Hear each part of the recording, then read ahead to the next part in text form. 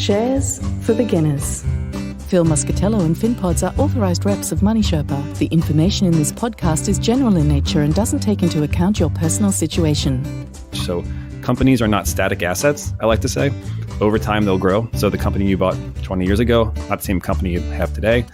So they do have to change, and you have to adjust with that as well. So, but management does too, based on the stage. So you don't want a visionary CEO coming into a very stable type of business. You want to see somebody who's going to execute on the blueprint, so more of an optimizer. And so sometimes in a company's life cycle, you do need a visionary to re-enter the business, of a stable business, because they're starting to decline. And so at that point, you need a visionary to come in and reset the company's vision.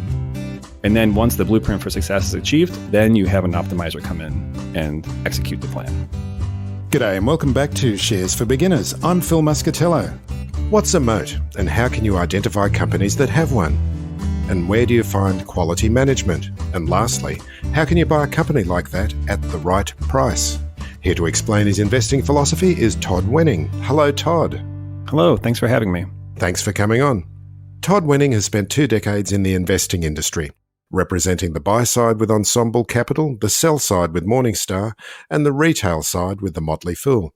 He's now launched his own Flyover Stocks newsletter to help investors find overlooked quality companies. And we're basing this interview on a Venn diagram that you published on X back in 2017, which we'll show in the episode blog post for listeners who are interested. So tell us, what is a moat? So a moat is a durable competitive advantage that enables a company to out-earn its cost of capital over a long period of time. So a lot of companies are cyclical and they have strong returns on invested capital when things are going their way, but that's not sustainable. Eventually, the market changes, competitors enter their market, and without having an economic moat in place to defend their economic position, the returns on invested capital reduce closer to their cost of capital, and that makes the company less cash generative and less valuable to their shareholders. It's something that Warren Buffett has spoken about. Everyone's quoting, we all have the Warren Buffett quotes, and he really loves a moat, doesn't he? He does. And I think for that very reason, Buffett likes to invest for the long term. And it's very difficult to forecast businesses unless you have some confidence in your ability to forecast that business, which when you have an economic moat makes it a little bit easier to try to understand, okay, in 5, 10, 15 years, what might this company's economics look like? Do they look favorable? Can I forecast them with any confidence whatsoever? Or am I basing this completely on an industry or sector cycle that can come and go at over a short period of time? I'm always interested in the way the psychology of investing works. And then sometimes people use this concept of a moat to confirm their own bias about a particular company. How can you identify a moat with confidence without falling prey to confirmation bias? Right. I think it really helps having a framework in place. So when I worked at Morningstar, we're drilled on sort of the 5 sources of economic moat. So it's intangible assets, switching costs, network effect, the low-cost producer, and what's called efficient scale, which is a debatable 5th moat source. But it's basically if you have a rational oligopoly where you have a few companies competing and the entrance of a 4th competitor or a 5th competitor would reduce the returns on invested capital for everyone. So there's no economic incentives to enter. So that's the efficient scale. But the point is that if you can't put their economic moat in one of those buckets, it doesn't exist. So you have to figure out, okay, is this an intangible asset moat or is it a switching cost moat? And then be able to substantiate that with fundamentals and numbers. So if you just have a qualitative assessment of a moat, but you can't see the moat manifesting itself in the numbers, it's hard to make a case that there's an economic moat. So you want to see a track record of a company that has out-earned its cost of capital over a number of years. Usually, when that's the case, if it's, say, out-earning its cost of capital in 8 of the last 10 years, or ideally 10 out of the last 10 years, there's something going on there that's worth investigating. Have you got an example of a company like that? Sure. I mean, I think a company like Costco comes to mind, where you can easily point to the economic moat. There's a couple of ways you can do it. So one way is just the high renewal rates of the members. And importantly, the renewal rates have been trending upwards. So the customers have viewed the Costco moat as their products and services as more relevant over time, which makes it harder for someone else to come in and compete in that market. You have to do something better than Costco is doing, which is very, very difficult to do. Because as Costco, part of their strategy, their long-term strategy, has been to share their economic benefits of scale with their customers. So rather than keep all the additional margin that they could for themselves, they reinvest that back into the business as low prices for their customers, which in turn gives them bargaining power over their suppliers, because suppliers know that if they get their product on a Costco shelf, it's going to move and they're going to generate a lot of money. And so the suppliers want to work with Costco because that's where the customers are, and the customers come to Costco because that's where the products are. And so it has a reinforcing virtuous cycle. And so I think the Costco moat is partly the intangible asset moat source of Costco.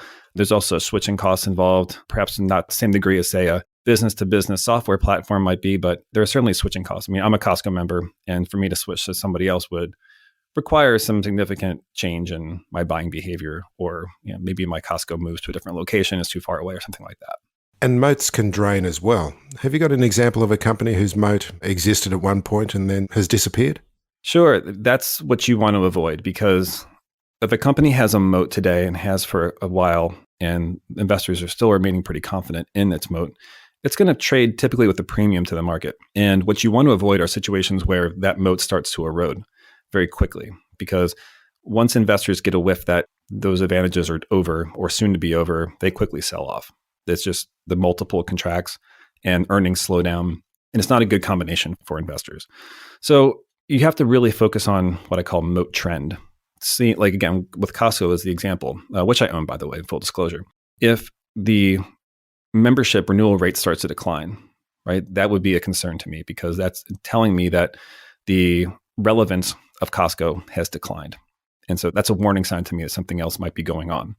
A classic example of a moat that went away is Kodak, right? That's one of the classic ones. So Kodak had a wide moat that was based on its film business, its analog film business. And what's interesting is that Kodak actually had the first patent for a digital camera. They just didn't market it because that would have undercut their film business.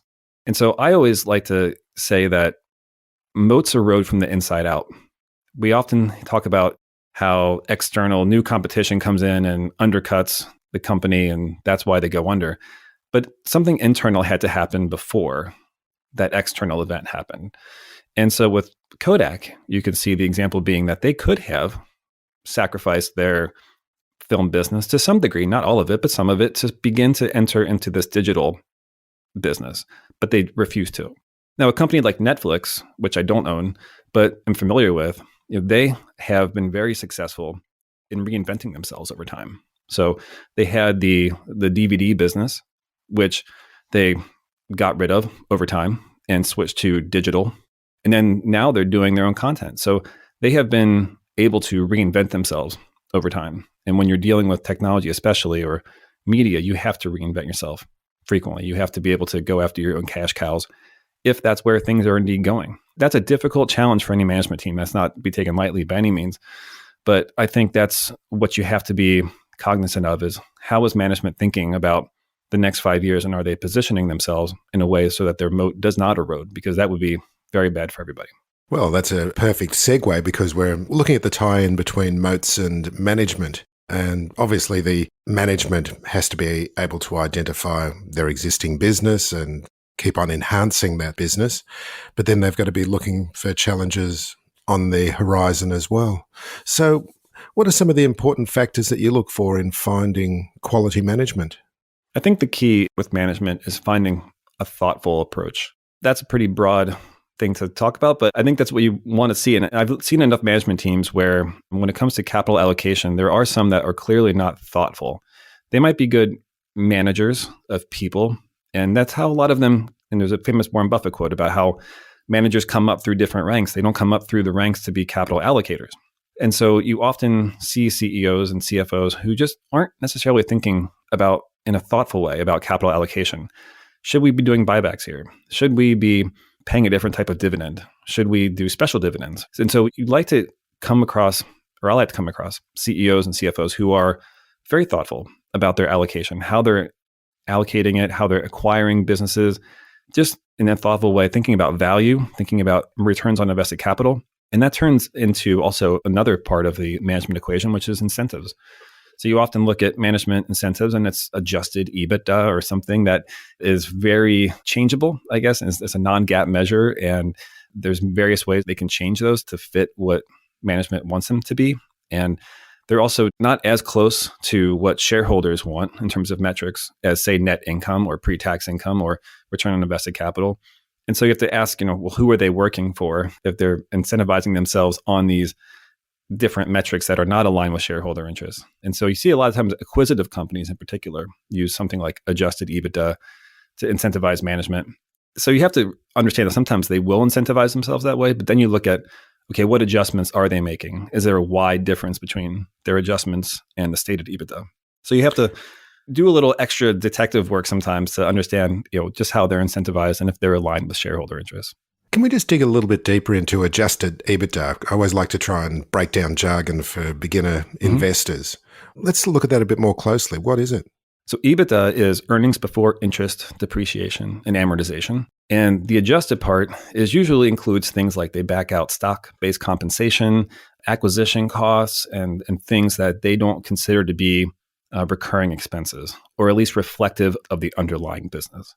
Now, I sort of roll my eyes at some of those. So like if they do an acquisition once in a while, I can maybe see backing out acquisition costs to make it more apples to apples comparisons. But with stock-based compensation, that's an expense, right? That's a recurring expense. If they are frequently restructuring their business, that's also not a good sign in general, but they should be including that in their reported figure and not adjusting that out because that's a recurring expense. So you have to be cognizant of what they're taking out and ask yourself why they're taking that out. And that will help smooth their returns over time if they start taking out more adjustments. It just reminds me of a quote I saw on Valentine's Day the other day on X.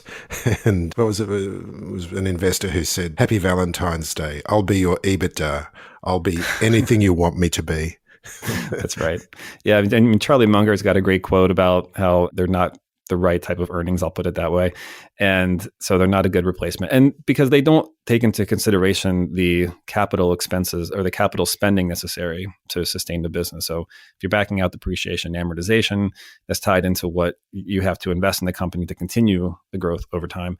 So all of those factors matter. And so for me, the further down the income statement they're incentivized on, so ideally pre-tax income or net income or EPS, those are all preferable. A lot of times they're hard to find. So again, I think that also speaks to the thoughtfulness of the board as well. So if you have a thoughtful board who understands that what you want to do is maximize per share value of the business, you should be incentivizing management on a per share basis, or at least incorporate some sort of return on invested capital or return on equity metric so that management isn't incentivized just to grow the business for the sake of growing it, but they're growing it in order to increase value. Because you can increase earnings without having a value accretive investment from the company standpoint. So they can invest in projects that generate below returns on invested capital, but that could increase earnings. That doesn't mean that those earnings were the right for the company or for shareholders in the long run.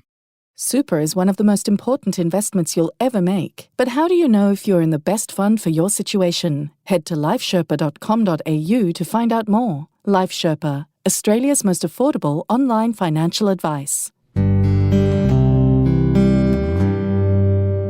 What are some of the things you like to see in capital management? And surely it's going to be different for every company in every situation.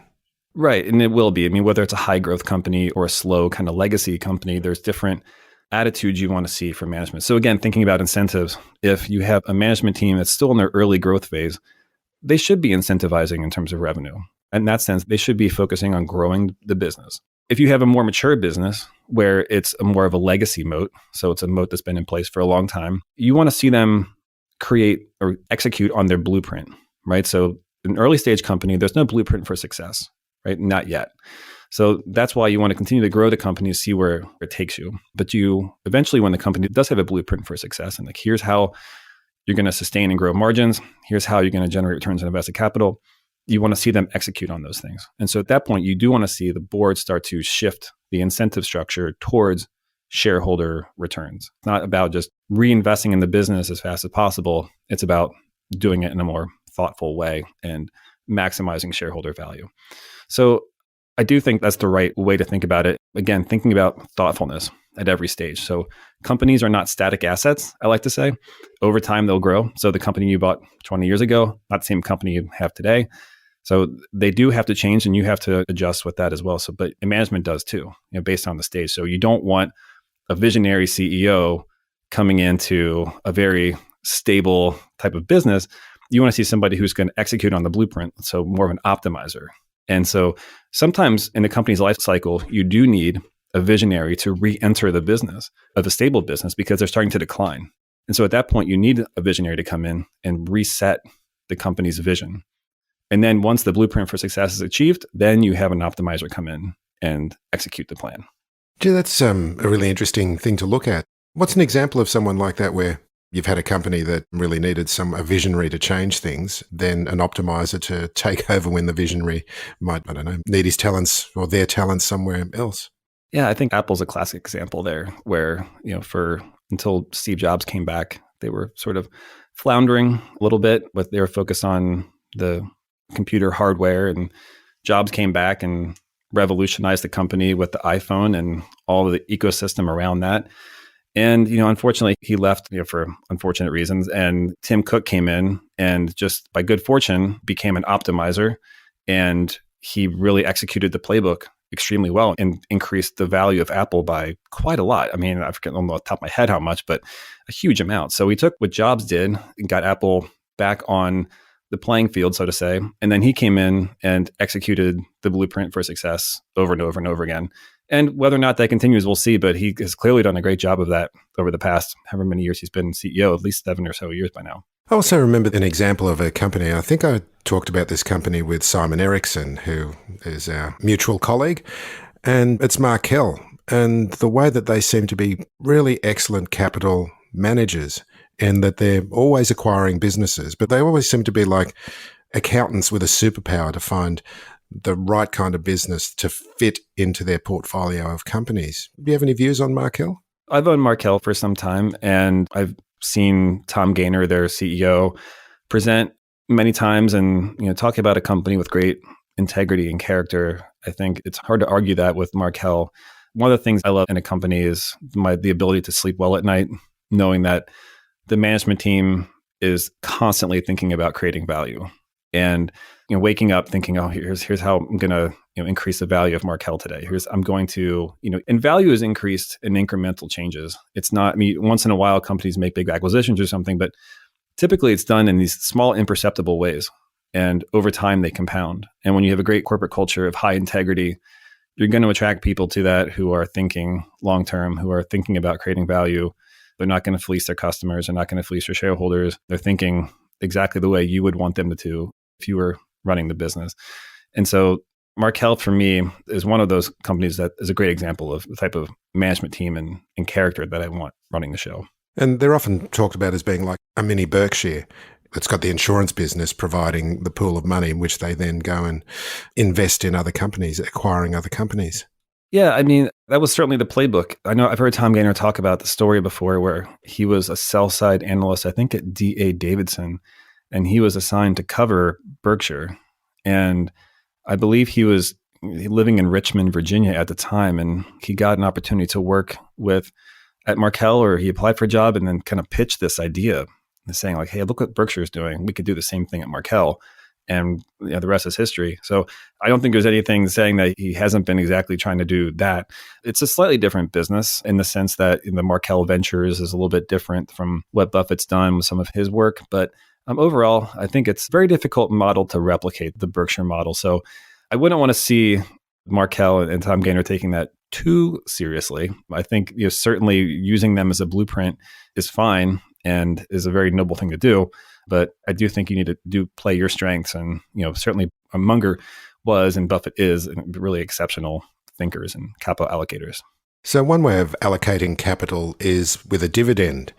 What are your views on a dividend yield and the sustainability of that dividend and the quality that it shows that a dividend is paid to shareholders? Yeah. I wrote a book on dividend investing in 2016. And the reason for that was when I was at Motley Fool, I worked at Motley Fool UK. And in 2010 and 2011, I worked for a service called Dividend Edge. And we created that one. And we're focused on dividend paying stocks. And part of the reason I got interested in dividend investing was an earlier job. I was helping some portfolio managers at a bank manage the wealth of these very wealthy families in the Washington, D.C. area. And they were clients for 50, 60 years, or even more in some cases. And you could see the dividend income they were generating from some of these blue chip investments that they had held for 50, 60 years. So, Procter & Gamble, 3M had these really tiny cost bases on these stocks and were just generating just gobs of dividend income. And they could live off that. And I thought, that's just great. I mean, if you can be patient and find the right companies to ride, by the time you get to retirement, you don't really need to be aggressively investing anymore. You can live off the dividend income. And so I started learning more about dividend investing. And when I was writing for Motley Fool in the UK, the UK has a much more passionate dividend investing following than, say, the US does, which is more growth focused. I really enjoyed learning about dividend investing. And one of the great things about dividend investing is that, well, there's two things. One is that the companies have to generate cash flow. You can't pay a dividend in earnings. You have to pay a dividend in cash, right? So you have to generate cash flow. The other thing is that when a company pays a dividend, it reduces the sandbox, so to say, for management to misallocate capital. And you can say, well, if you don't trust management, you shouldn't, you should have them reinvest everything. But I do think that on average, you do want a smaller sandbox for management teams. There's exceptional managers out there who don't pay a dividend, which is the right thing to do, like Buffett himself. But I do think for most management teams, using a dividend, and because a dividend in most countries, the tradition is as a progressive dividend policy. So they pay a certain amount every year and they don't go below that. They try to increase it with earnings growth over time. And it's actually a sign of weakness if the dividend decreases. Other markets, other countries don't have the same tradition, but certainly in US and UK, there's more of a progressive dividend policy. So you do want to see management have less to work with and be more thoughtful. So if you restrain the amount of cash flow they have available to reinvest, they can be more focused on, okay, we have this much capital. Let's make sure we're investing it in high return projects and not blowing it on things that are growth for growth's sake, for example.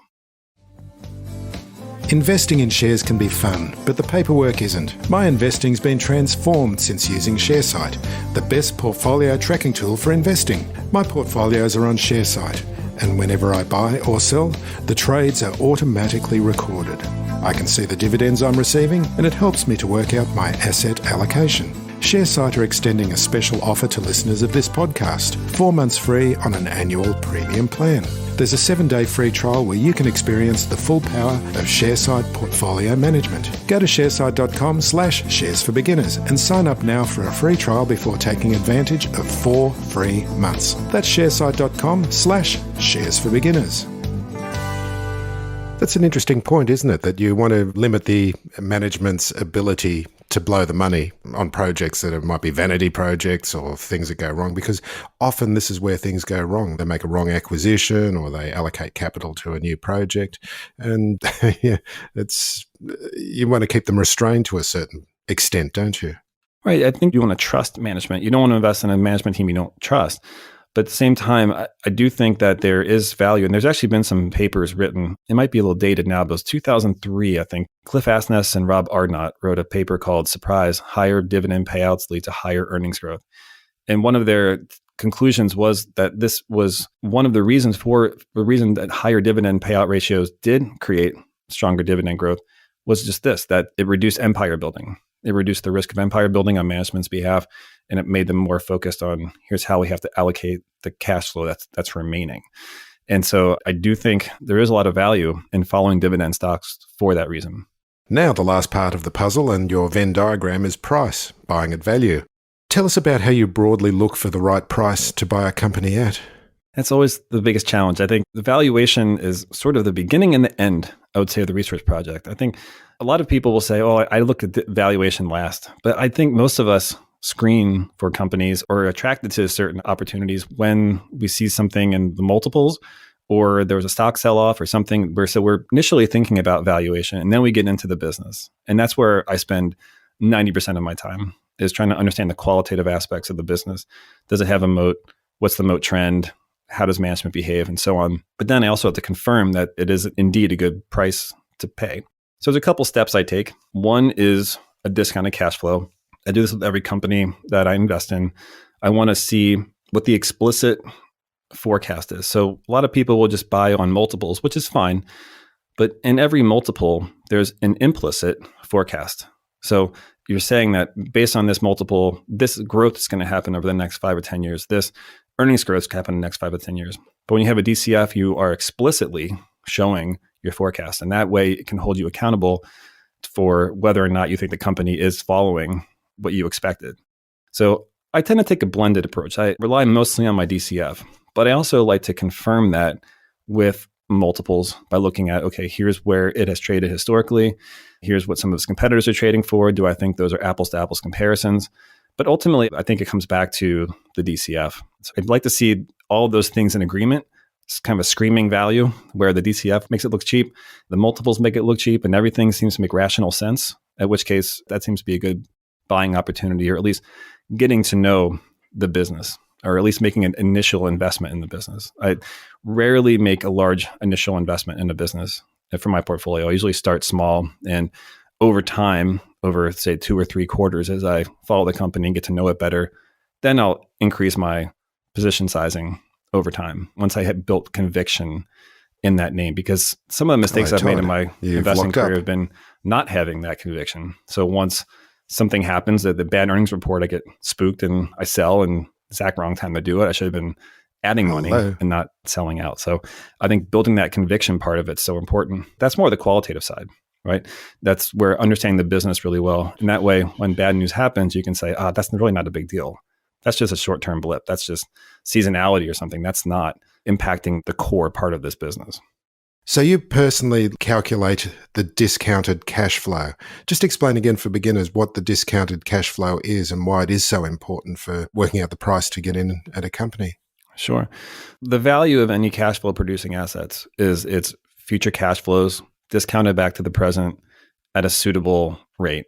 So whether it's real estate or whether it's an annuity or whether it's a stock or a company, you're looking at the future cash flows.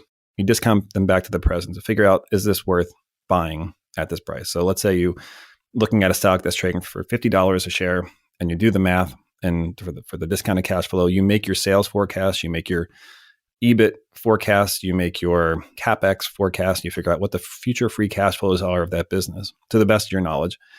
You discount those future free cash flows back to the present, and let's say it works out to $60. Well, then you say that the stock is relatively or absolutely undervalued. It has, I think it's 13% up to the stock or to the fair value at that point. So you can go from $50 to $60. So you have that margin of safety when you're buying, that you're not likely, assuming that your forecast comes true or approximately true, there's not a lot of downside that you would have versus, say, if you did the math and it was $40 a share, then you're buying dollars, in which case, if the stock goes down or doesn't hit your forecast, you don't have as much, you have no margin of safety, and you're just following along with the stock. So ideally, you want to buy an asset for less than it's worth at present. And that's what a DCF tries to do. And it was interesting your comment that you don't necessarily put all your money into a company straight away. You do it over 2 or 3 quarters. Do you find that really helps your investing to really get to know the company, and especially when you do have skin in the game, buying in? Yeah, I think so. I think buying in slowly to the point where you have a lot of comfort. You can read an earnings report or you can listen to a conference call and know exactly what the reaction should be. I think that's when you know you have enough understanding of the business. So the first time you invest in a business, you might have read their press releases or their earnings reports in the past. But once you're invested and you get the fresh press release and the earnings report, if you aren't sure if this metric means good or bad, you don't know the company well enough yet to escalate your position. So once you are at a point where you're starting to read the press releases and saying, that was a really good number, they hit that revenue per user number really, well beyond what I expected, then that's a really positive sign, right? But if you don't know what that means, or if you don't have a feeling of what a good number is, then you don't know enough about the business to have really deep, strong conviction in your forecast. And so I think as you develop more conviction in the business, then you can increase your portfolio position sizing. And of course, one of the traps that many new investors fall into is that they see a stock tumbling and they think, oh, it must be a good time to get in. And it's easy to think that if a stock falls a long way due to a small amount of missed earnings, that it's automatically a bargain. How can you dig a little bit deeper to avoid this kind of trap, which we all fall into? Right. Yeah. I think it comes back to this conviction. So I've been a part of a lot of situations in which stock has dropped 20, 30% in a short period of time, maybe after an earnings call or maybe after a series of bad headlines or something. And it comes down to, again, this kind of conviction check, right? How much do you believe in your thesis? Now, you might have some new information and say, well, that disproves my thesis, in which case I should sell, because it could get a lot worse. And that happens too, where you've developed conviction and you refuse to change despite new information when you should have sold after the drop rather than buy more. So there is a balance. There's a tricky balance always to try to keep yourself honest to say, if this happens, I need to sell. And that's where what's called a pre-mortem comes into play, where before you buy a stock, write down the reasons why you would sell. And if one of those reasons or two of those reasons occur, you sell, just to keep yourself intellectually honest, because there is a tendency, the longer you get to know a company, you put a halo on them and you say, well, you have thesis drift, right? You start to accept things that you wouldn't have accepted initially. And so you always have to be careful and be mindful of that once you follow a company, once you start following a CEO, once you start understanding the business and really buying into what they're selling, you can get trapped. And so you have to be very careful and keep yourself self-aware of that. So Todd, tell us about Flyover Stocks, your newsletter, and how listeners can find out more about you and your work. Sure. So Flyover Stocks is a Substack newsletter, and every month we profile a company that I consider to be overlooked and nevertheless is a great management team led by thoughtful capital allocators and a wide economic moat. So I like to find these companies, then they're out there. I wrote a series for Morningstar back in 2014 or 2013 to 2015 called Seeking Small Cap Moats, where we look for small companies that were overlooked for one reason or another. A lot of times they're not based in a major city. They're out in Iowa or Utah or something. And the sell side analysts haven't caught up to them yet, but we think that they're worth profiling because they have an opportunity to grow and fly under the radar. So that's what I was trying to do here again with Flyover Stocks, was try to find these companies, whether they're in the US or elsewhere, that just don't have as much attention as some of the, especially right now, the Magnificent Seven get all the attention, and some of their related companies get all the attention in the media. So trying to find some of these companies that are worth for investors to get to know. And so I do one a month, and I write just investing commentaries in between to try more education, evergreen education type of posts, and share my thoughts on things. So you can find me at flyoverstocks.com. You can find me on Twitter at Todd Wenning. I'm on Threads at Todd Wenning, and you can always DM me. My messages are always open. And of course, we'll put all those links in the episode notes and the blog post as well. Todd Wenning, thank you very much for joining me today. Thanks for having me. Thanks for listening to Shares for Beginners. You can find more at sharesforbeginners.com. If you enjoy listening, please take a moment to rate or review in your podcast player, or tell a friend who might want to learn more about investing for their future.